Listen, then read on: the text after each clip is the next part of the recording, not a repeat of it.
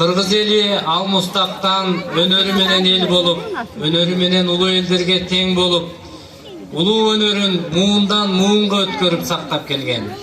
Уламадан уккан сөз, улам бирге жуккан сөз, арсыздарга токтобой азамат эрге конгон сөз деп, океандай чалкыган Манас эпосун баш кылып башына батырып, аны ооздон оозго, муундан муунга өткөрүп, элдик эпостарыбызды, дастандарыбызды, кыргыздын кан жанынан бүткөн өргүүлөрүбүздү, улуттук аспаптарыбыздан чыккан кайрыктарыбызды көөнөргүс мурас катары сактап келген. Ошол мурас кыргызды улут катары сактап, бүгүн да улуулугубузду жоготпой кыргыз өзүнчө эл болуп, мамлекет болуп отурабыз. Мына быйыл Кыргыз Республикасынын эгемендүүлүгүнүн дагы 30 жылдык мааракесин белгилөөнүн алдында турабыз. Баткен жергеси көп улуттун мекени.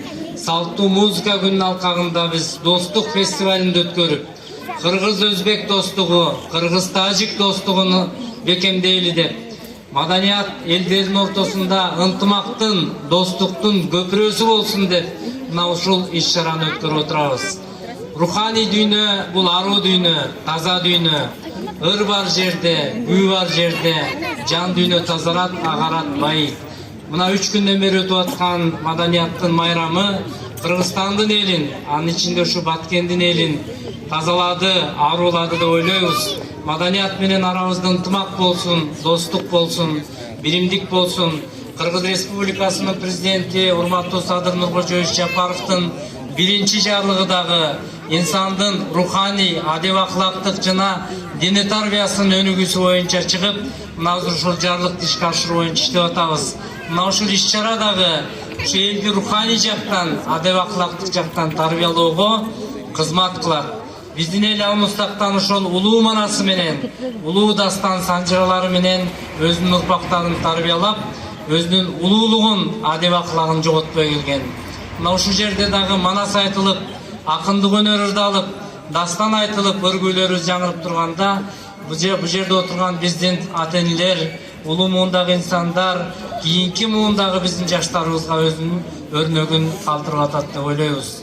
Урматтуу мекендештер, бүгүнкү иш-чара мына биздин борбордук телеканалдар аркылуу, мына ЛТР телеканалы аркылуу түз эфирде жалпы Кыргызстандын элине көрсөтүлүп атат.